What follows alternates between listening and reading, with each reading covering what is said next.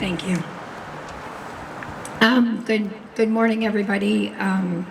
There's really no reason that we should be here, but the fact that 40,000 people across the United States die yearly, and it's not considered an epidemic by our lawmakers because we don't have the higher numbers. And it has to stop. The delay has already cost us 1,559 lives. On almost 9 years ago, on February 22nd of 2016, at 7:45 a.m. in the morning, I was for the last time with my happy family of four, my husband and my two little girls that were 5 and 6. And by later at 3:19 p.m. that afternoon, I found out that both my husband and my 5-year-old daughter were killed in a car crash caused by a drug driver. But the sad story, not only that, is in 2014 I had brain cancer and I'm not supposed to be here. It should have been me. I live with the guilt every day that it should have been me.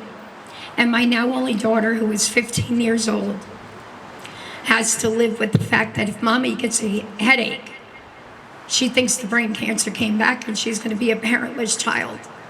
But who made her a parentless child? I didn't ask for the cancer. The drug addict, the person that was driving high, decided to make her a parentless child. It defies the laws of nature for any of us here, to bury our loved ones, especially a child. I never thought that I would be part of a group such as great as the Families for Safe Streets, and I'm so glad to be part of it. But we all have stake in the game. We all are standing here. We're doing a, minute of silence. But are you doing your part? We're all trying to do our part. Are you doing your part? Ask yourself, when you leave here, are you going to get on your phone and start sending out the videos that you're taking now, taking out pictures? Please don't do it. And we really have to listen, these senators, they work for us. Hold them to task. Make sure you make your phone calls, you send your emails. It is imperative that we pass Bill S-361. It's imperative. It's going to save lives. And maybe one day we won't have to be here. I won't be going to schools across the United States. Sangeeta and I won't be going through emails. And the rest of us standing here with these shirts. There should be no group like this. Because it was 100% preventable. Sangeeta's son shouldn't have died. My husband was a school teacher. How many students lost out on him? My daughter was 5. She wanted to be a cancer-curing singing doctor, and she wanted to play for the New York Giants. And she doesn't have that anymore. My 15-year-old, at the age of 11, tried to commit suicide because she couldn't handle it anymore. She got bullied because her dad and sister were in a car crash. The ramifications are endless. Bullying, fake fundraising, people being mean. People think that we are standing here doing this for attention. You're right, we are doing it for attention, to bring attention to the epidemic of distracted and impaired driving. So I am begging every one of you, call your leaders, call your lawmakers. They work for us. And if they're not going to do their job, then we're going to vote them out. It's as simple as that. So I am begging you all, please, we have stake in the game. Make sure you get to go home and get that hug and that kiss that I no longer get from my daughter. She'd be graduating 8th grade in June, and she's not. And every day, they don't just die. My family died on February 22nd, 2016, but they die every single day that we all wake up. Every morning we wake up to come out and do things like this. They die every morning we wake up. And this silence is deafening. So please, we're doing our part. I'm asking you to do your part. Call your legislators, call your lawmakers, hold them to task. They work for us. And if they're not going to do their job, they're going to get voted out. Thank you. Thank you, Pam. Sarah.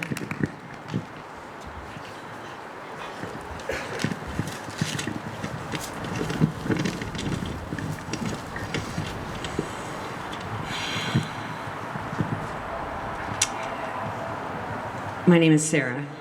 I was raised with a younger brother named Frank, 2 years my junior. He grew up to be brilliant, funny, a deeply caring, and innovative marketing executive in the area of educational technology, working to build equity and autonomy for students from every background. He was a devoted husband and father. One morning, 10 years ago, he and his wife got up at 5 a.m., put their 3-year-old in their Honda Pilot, a very safe car, by the way, chosen specifically to keep their family safe, and drove to pick up their 2 older children from sleepaway camp. A man driving on the wrong side of the highway came around a bend and hit them head on, killing my brother instantly and nearly killing his wife and child, who were hospitalized for months before making a recovery. This young man, who also died instantly, had a blood alcohol level of 0.28, nearly 3 times the legal limit, in addition to an excess of methamphetamine and oxycodone in his system. Despite already having 2 DUIs on his record, the system did not deem this sufficient cause to revoke his license. My brother's death decimated my family, left an enormous struggle for his surviving spouse and children, robbed the world of his innovations and care, took away my parents' sense of security and justice, and was utterly preventable. If safety had been prioritized through stronger policies and enforcement, this tragedy may have been prevented. And my point is that policy matters. The passing of Bill A1476 in the State Assembly this past September gets this state one step closer to formalizing policy that will save lives every day.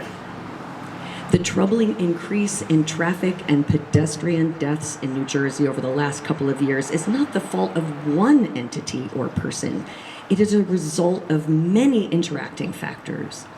This is why the comprehensive bill S361 must be passed in the Senate to establish the New Jersey Target Zero Commission. The bill recognizes the significance of road design to achieve zero fatalities. It incorporates measures to ensure effectiveness and accountability, such as the creation of an action plan that is based on proven safety countermeasures, with annual progress reports provided on that plan's implementation. The bill focuses on inclusion and equity for all road users. These provisions are essential components of our collective effort to make our roads safer and save lives. I feel confident in saying that every single death suffered in this state has had damaging, painful, and draining effects on a family, on a community, and beyond, much as my brother's has. The corollary is also true. Every life saved will make possible what that life brings to all whom they touch. It will take time, effort, and money to implement the changes that the New Jersey Target Zero Commission is prepared to work toward, but every life saved is worth it. Thank you. Thank you, Sarah. Wendy?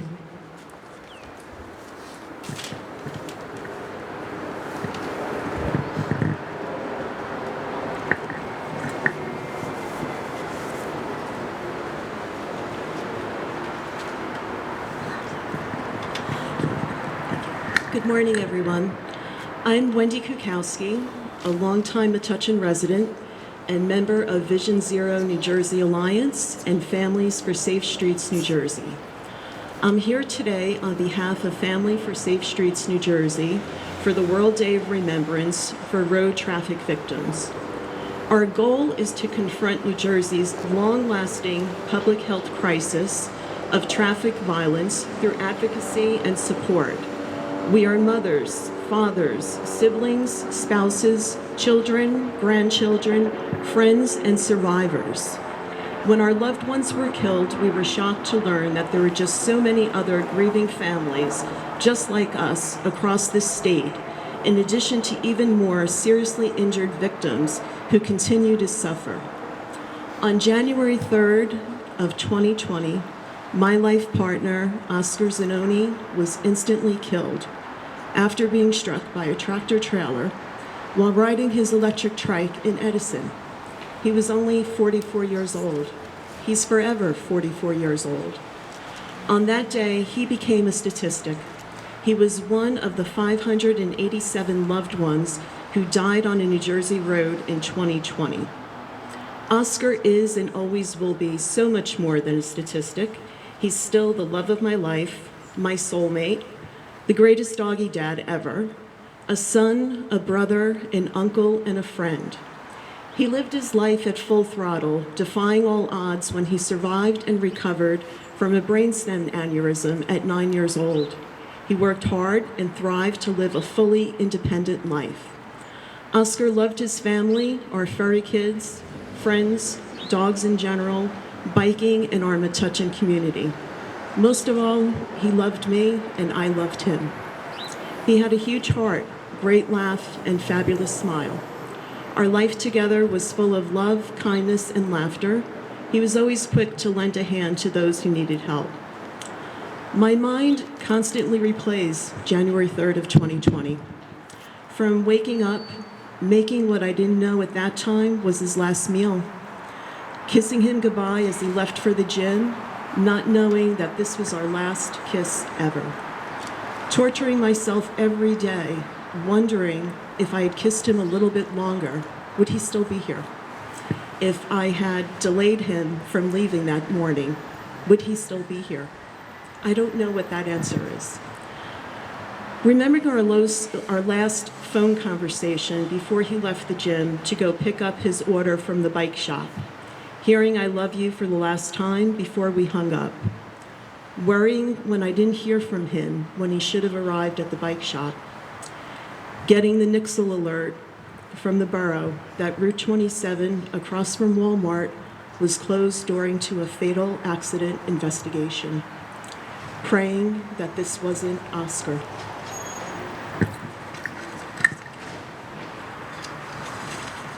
Calling him again and again without a response, calling the bike shop to see if he was there, receiving calls and texts from friends asking if he was home and okay because it looked like his trike at the scene of the fatal accident, praying, crying, and still calling his cell number over and over, answering the door to see two Metuchen police officers in our foyer, already knowing what they were there to tell me, confirming that my soulmate,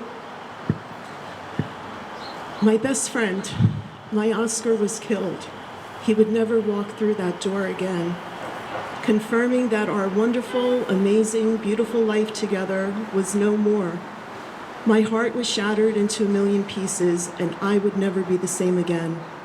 Spending the remainder of the day with the Middlesex County prosecutors and medical examiners' offices, having to tell all of our family and friends that Oscar was killed, planning a memorial for my life partner, and now my life with Oscar was over, having to take a break from writing this again because I couldn't see through my tears.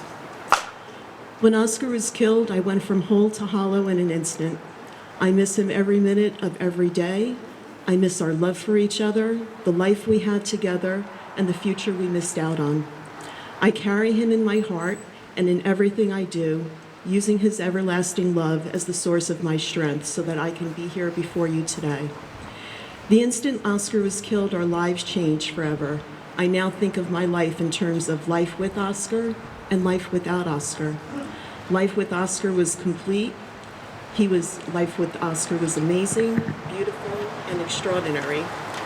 Life with Oscar was full of laughter, love, and kindness.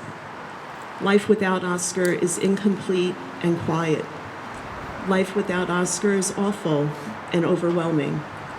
And life without Oscar is only about existing, not living. Life without Oscar is a never-ending nightmare that I cannot wake up from. I will never hear his voice again, see him smile, laugh together. I will never hear him say, "I love you," and I will never be able to respond again with "I love you more." I'm doing my best to make sure that Oscar's life counted and his death wasn't in vain, because Oscar's life counted. He lived life believing that tomorrow is defined by what we do today, and character is defined by action. His tragic death provided an opportunity for a call to action.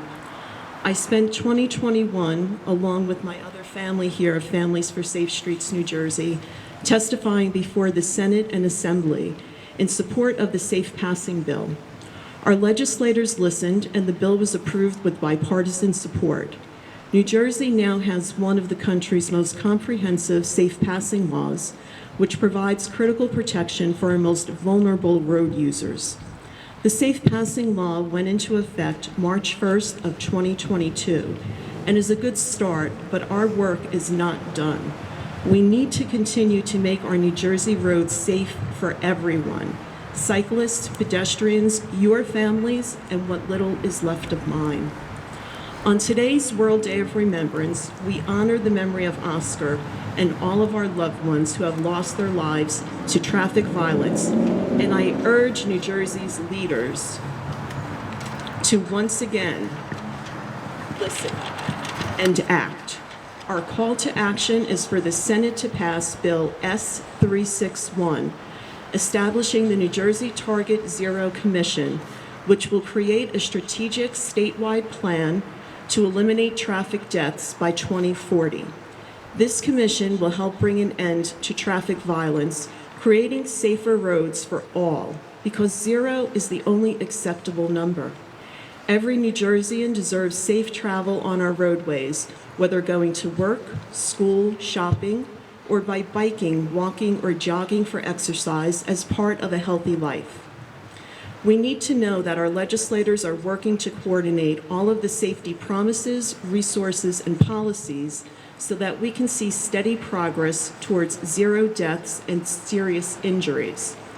There is an urgency to pass this bill in the Senate. When Oscar was killed in 2020, he was one of 587 deaths on our New Jersey roadways. There were 697 deaths in 2021, 689 deaths in 2022, 606 deaths in 2023, and we are already at 593 as of yesterday for 2024, with 6 weeks left in the year. While national traffic fatalities dipped for the first half of 2024, New Jersey's has increased by close to 14%. Due to the delays in the Senate passing this bill, there have been an additional 1,559 deaths since we introduced this bill in 2022. New Jersey senators, I plead with you, please pass Bill S-361. More New Jerseyans' lives need to be saved.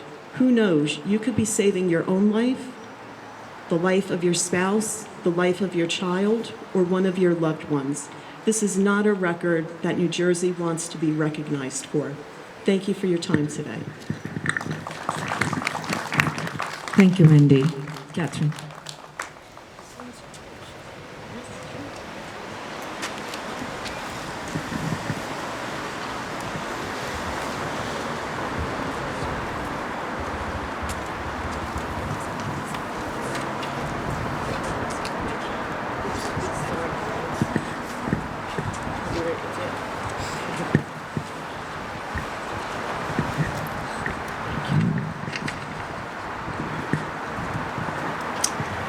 I'm Catherine Bull. My husband Keith was an avid and experienced cyclist. He enjoyed riding for utilitarian and recreational trips. He loved riding with our 2 sons and was a fixture in the local cycling community. On March 18th, 2022, he rode out River Road from Highland Park to Bound Brook and into the Watchung Hills, a trip he had taken hundreds of times over 30 years. On his return, he was very close to home, but a tractor-trailer driver chose to take his 80,000-pound vehicle on a section of River Road in Piscataway, where the truck was prohibited due to weight restrictions. It wasn't the first time. The driver then pulled onto the shoulder to relieve himself, 1 mile from Johnson Park, where there are actual bathrooms. The vehicle was parked adjacent to the white line that demarcates the shoulder, and the paved portion of the shoulder at this location is narrow in any case. The speed limit is posted as 40 miles per hour, and most cyclists, including Keith, are traveling 20 miles per hour at most. So the shoulder is the only place for a cyclist to ride until reaching Johnson Park. Traffic, white line, tractor trailer. He collided with the left rear corner of the truck and died several days later of his injuries. Keith had retired the previous July and had been having the best time. He knew how to make the most of a day. I had been looking forward to retiring and spending more time with him, another 30 years or so. I grieved that he lost his life and that we lost him. These crashes don't just happen. They are a result of a series of decisions, even the decision to not address a problem. In this case, the driver decided to break the law and to act without regard for anyone else. Over 3 decades, despite repaving projects on River Road, the county has not created cycling infrastructure or a consistently sufficient and uniform shoulder, except for a half-mile segment marked as a bike lane near the Rutgers Stadium. The commercial driver's license manual posted on the Motor Vehicle Commission website has not been revised in decades and refers to pedestrians and cyclists as possible hazards because they are unpredictable. This is why we need the New Jersey Senate to pass the Vision Zero bill to ensure a coordinated approach to road safety that starts with the premise that no traffic deaths are acceptable and hopefully moves more nimbly from planning to getting projects in the ground, reducing speeds, and providing education. Because everyone has the right to get home safely. Thank you.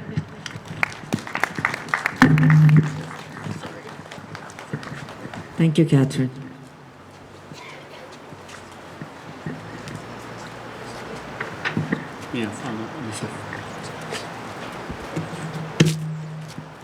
Hi, my name is Arlen McAseeb. I'm a former professional triathlete. I'm also an alumni of Rutgers University, just down the road here. And so it's on these roads where I first learned how to ride and race my bike. So it's kind of ironic that I wind up back here having to give this talk. A little over 3 years ago, my life almost ended. It was a beautiful, sunny September day, and I took advantage of the nice weather, as I had done hundreds of times before, by going out for a bike ride. But this ride did not end well. The ironic thing that I was barely moving when I was hit. I was stopped at an intersection just like this. The light turned from red to green, and as I pushed off, I felt an impact from behind me, like I was hit by a 4,000-pound baseball bat. Everything just went white. I remember the impact of hitting the ground. I remember my teeth grinding the asphalt. I remember having to adjust my head position ever so slightly so that my helmet would take the brunt of the force rather than my face. My right arm unfortunately was underneath me and took the brunt of the damage as my body was dragged over 130 feet before the driver of the car finally realized that he had hit me. And you can see from the photo that my son's holding here, you can see how his front wheel is inside the frame of my bike. So I'm not quite sure where I was in that photo, but you can just imagine. When the driver finally came to a stop, he explained, "Oh my God, I didn't see you. What can I do?" And very ironic, since I had a red flashing light on my bike and it was broad daylight, as you can see from the photo. I responded with, and the police have me on record as saying, "Can you please," I did say please, "put the car in reverse and back off me." I muttered as I still had the presence of mind as the 2-ton plus weight of the car was still on my left leg. I remember bystanders asking me what hurts, and I replied through tears, "Everything." By now, the pain had started settling in. I was now on my back, and the pavement was very hot from the sun. I started drifting in and out of consciousness, and the next thing I recall was that the paramedics had arrived. They removed my helmet that was crooked on my head. I still haven't seen it since, but for sure, it was that helmet that probably saved my life. They put me on the backboard, and finally it was a relief to get off the hot pavement. Now, when I was in the ambulance, I remember having the air conditioning and what a good feeling that was. At this point, they asked me for some information, and I pointed to my left wrist to show them my road ID, and the road ID wasn't there anymore. Apparently it got shorn off as I was dragged through that 130 feet. Finally, they cut off my bike jersey, my heart rate strap along with it. I remember being upset about that, but I had bigger things to worry about. I finally arrived at the emergency room of St. Joseph's Medical Center in Patterson, as it was the closest trauma center to me. They took me through CAT scans, x-rays, and I was put in the ICU where I remained for a week. The major injuries that I sustained were several broken bones in my right hand. I lost all the skin and the extensor tendons on the back of my right hand, and I later learned that this is called degloving. Both heads of my right and left humors were shattered. The medical term for this is a comminuted fracture. Had broken ribs, a punctured lung, broken teeth, and so much road rash that I covered most of my body. About a month after my crash, the plastic surgeon then had to perform a rare surgery to save my hand. He had to take a skin flap from my stomach, and my right hand was sewed into my belly for 4 weeks. After they removed my hand, they then had to take skin from my thigh to replace the donor skin from my belly. So essentially they had to mutilate parts of my body to save other parts of my body to save my hand. But now, over 12 surgeries later and thousands of hours of physical and occupational therapy, I'm able to stand here today and tell my story. I'm lucky to be a voice for the 593 victims represented by the white flags you see here today who are not as fortunate as me. Although the driver who hit me was 100% at fault, there could have been better infrastructure, bike lanes, and perhaps this crash might have been avoided. Please help us get this Target Zero bill passed. Please spread the word about the 4-foot safe passing law. Please put the smartphones down when you're driving. We'll slow down, and please, let's look after each other. Thank you.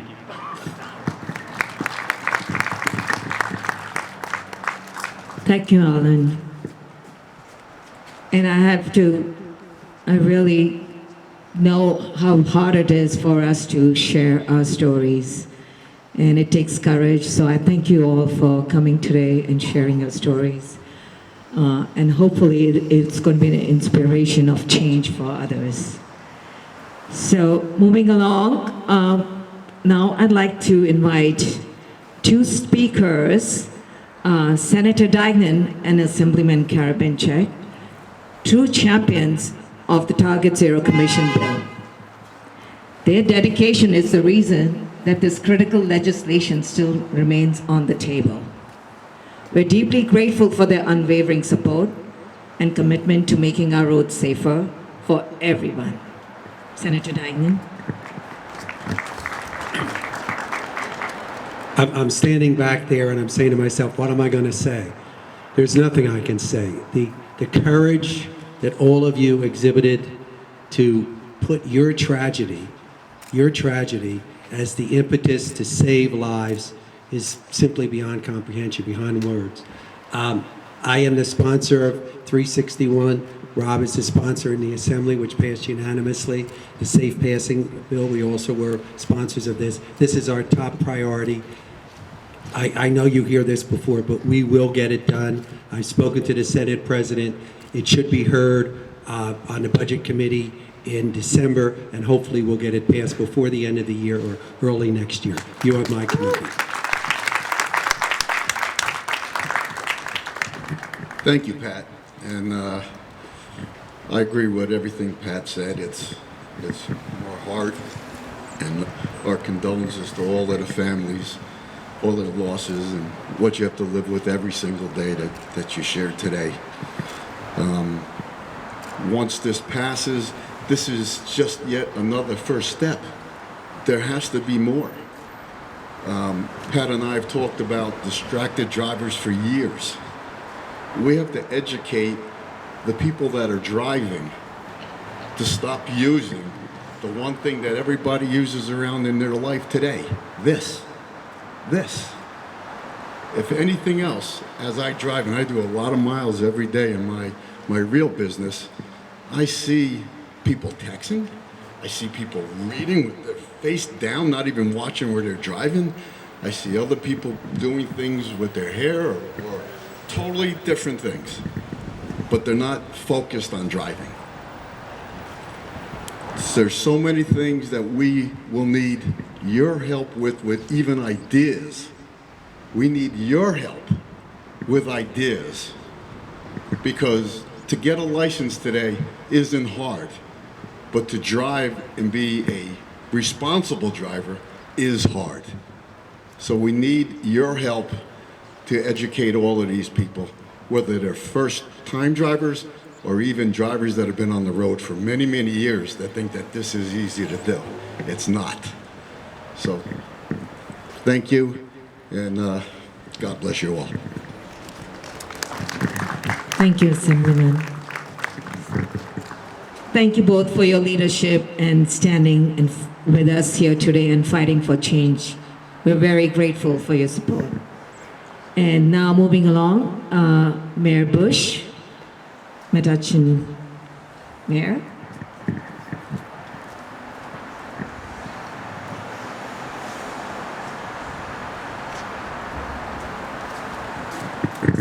Thank you so much. You know, someone earlier said that this is the type of event that shouldn't have to happen, but it does, and it has to happen here because of all these stories, because of all these moments, and the fact that it's happening here is because of leaders in this community who've ensured that this pedestrianization, the ability to ensure that people can get from one place to another without having to worry about car violence, vehicular violence, is incredibly important to us. And so we thank all the organizations responsible for hosting this today in Metuchen, because in Metuchen, this is a priority. And I think what Assemblyman Karabinchik is saying is very reasonable. This is a cultural issue.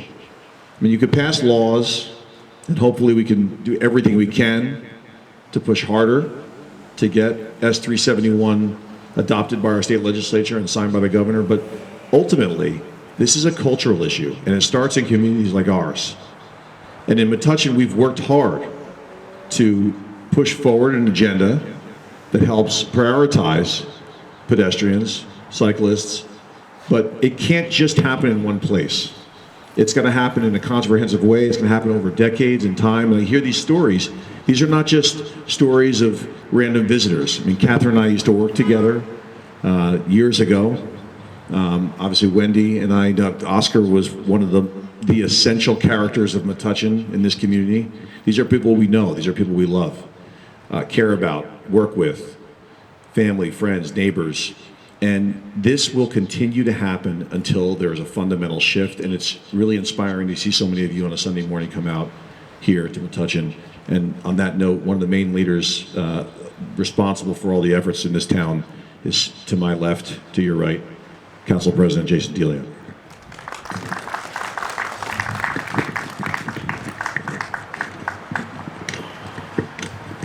Thank you, Mayor. You know, as we gather here on these steps once again for World Day of Remembrance, I'm reminded of 4 years ago when we all stood here together for many of the same reasons. We came together that day, as we do today, to honor and remember the far too many lives lost every year to traffic violence on our roadways. That year, as you heard, the Metuchen community was still reeling from the tragic loss of Oscar Zanoni just 11 months earlier. His loss was a stark reminder of the human toll behind every statistic we read about traffic fatalities.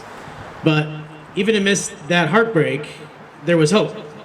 We were on the cusp of some meaningful change in New Jersey, thanks to the tireless advocacy of the Vision Zero Alliance and the leadership of our own LD18, Representatives Senator Dygden, Assemblyman Karabinchik, and Stanley.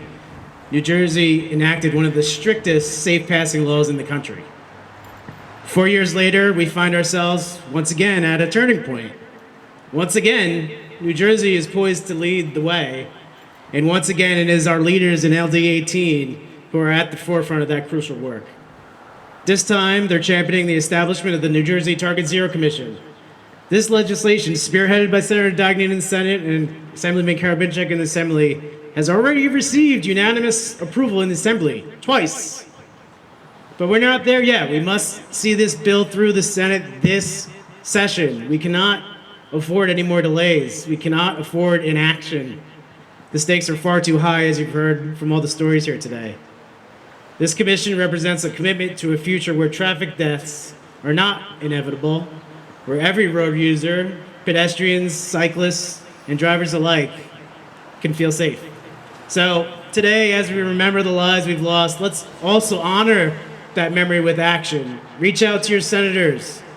Urge them to join Senator Dagnan and move this bill forward. Let's make it clear that New Jersey will not settle for half measures. Change doesn't happen on its own. It takes all of us, advocates, leaders, community members working together. Together we can ensure that the vision of zero traffic deaths is not just an aspiration, but an actual reality. Thank you for being here today. Thank you, Jason. Couldn't have said better. I think at least I know all the Families for Safe Streets member, thank you for your message. And now we have Brian Tobin from Keep Middlesex Moving.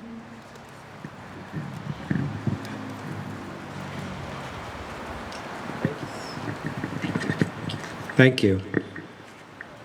I had a bunch of comments that I was going to bring up, but first and foremost, one of the bravest things you can do is tell your story, especially when it's a story that's difficult and involves human life. And I really commend and feel deeply for the folks and individuals behind us. I feel also deeply for the folks of Middlesex County who we've lost in the last few years.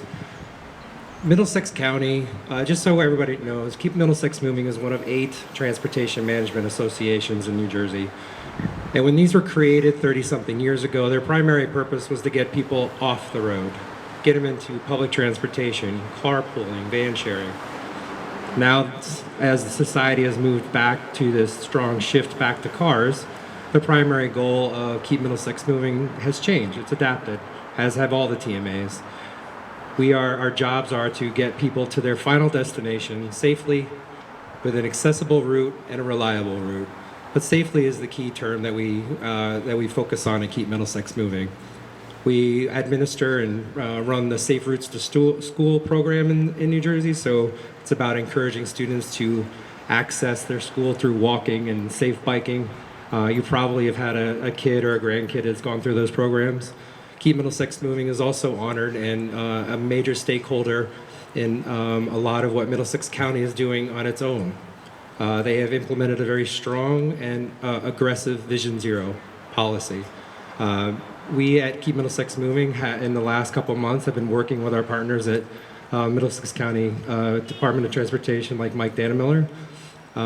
They have found some of the most high crash areas in the county, and they are working with local communities, engineers, planners, so professionals, those who know those areas best, where we do walking audits and safety audits of these areas so that we can make recommendations at short-term, medium-term, and long-term goals in order to prove safety and make sure that everybody that uses those pathways is getting to their final destination safely.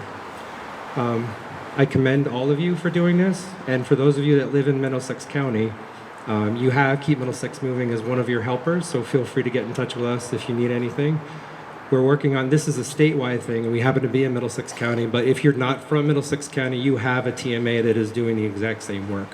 So I encourage you to get in touch with them, and our council where we meet with the 8 of us together. Safety is always our #1 and priority goal. So working with our local communities and working with our local experts is where we're at. And with that, thank you very much. Thank you, Brian. And our next speaker is my very tall friend, the biking fireman and firefighter and the first responder, and also an avid biker. Steve. Thank you, Sangeeta. As Sangeeta mentioned, I'm a firefighter in the city of Elizabeth. I'm also a board member of the Nikhil Badlani Foundation and founder of an organization called Union County Connects. It's really hard for me personally to hear these stories every year. I've heard most of them, but actually Catherine's is the first time I heard that one, and I heard it for the first time yesterday. And I actually worked Friday night. We had a small fire, and I was pretty tired. It's been over almost 5 years now since I actually drove a car to the firehouse.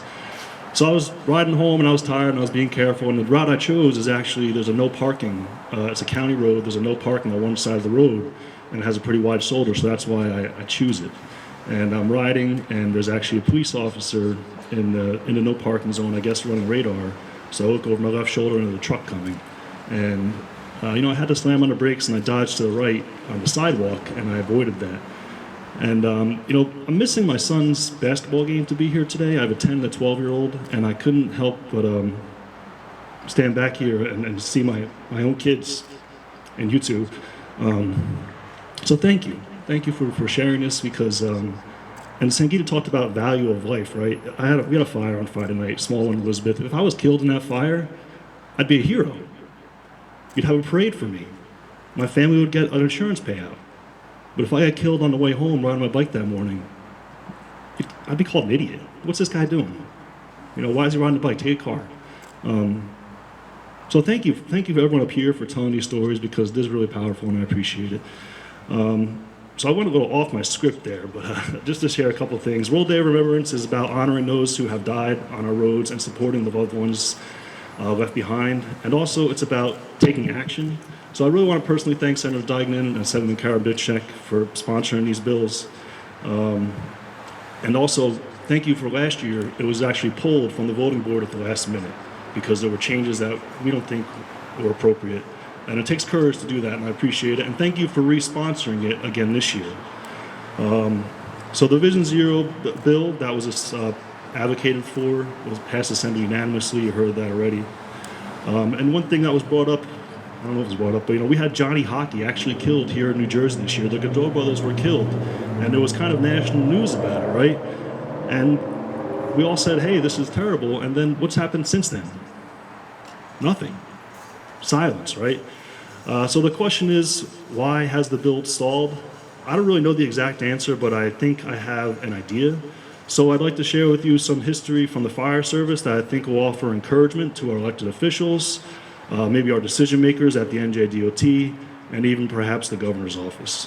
So the fire service is guided by the National Fire Protection Agency, the NFPA. While the NFPA does not write laws like our state legislature does, the standards they publish carry such weight that agencies who do not comply with them are exposed to significant liability. NFPA 1500, the standard on fire department occupational safety and health, was established with the goal of making firefighting less dangerous by reducing risk of accidents and injuries and fatalities while conducting emergency operations and routine duties at the station. NFPA 15 was released in 1987, and when it was released, fire department leaders, along with city and county managers, predicted that it would lead departments to go out of business, or that huge sums of money would be required to comply with the safety standard. Neither of these have come true. Instead, by raising the bar and expectation of safety in the dangerous world of firefighting, line-of-duty deaths have plummeted. In 1987, the year NFPA 1500 was released, 127 firefighters died in the line of duty. So far this year, there have been 52. So this stuff works. These standards work. And get this, in 2022, the last year, there was a full analysis of line-of-duty deaths available. 20% of firefighter line-of-duty deaths were vehicle collisions. It's not easy to try something new. It's not easy to raise the bar. It takes courage to lead. But that is what New Jersey must do. 0 is the only acceptable number of deaths on our roads. Legislation takes time, but time is costing lives. The Target Zero Commission will establish a 2 collaborative dialogue to provide safe and equitable mobility for all and eliminate all deaths on our roads by 2040. We can't wait any longer. Let's end the silence on traffic violence and establish New Jersey Target Zero Commission by passing S361. And thank you very much for all being here. I appreciate it. Hi, I just thought of something while the biker fireman was up here. First of all, I want to clarify, when I said, like, if they don't pass this bill, vote them out, we want to keep these two right here. We want them. We don't want them voted out, so we want to keep them. Secondly, about the firemen, when this happens, we have to remember our first responders. They can't unsee what they see. I had two first responders that were my husband's former students that had to extricate my daughter who was cut in half. They were not allowed to go back to work for 2 years because they had to have intense therapy. So to the biking firemen and all of our first responders, we always have to remember it's not just our families, it's our first responders as well. They're our first line of our defense. But they're also the ones that go home and can't unsee what they see. So please give it up again for the biking firemen. And yes, we want to keep our two senators over there. We don't want to vote them out. But anybody that says no to this bill, you know, let's think about it. Thank you. That's Pam being very honest over here.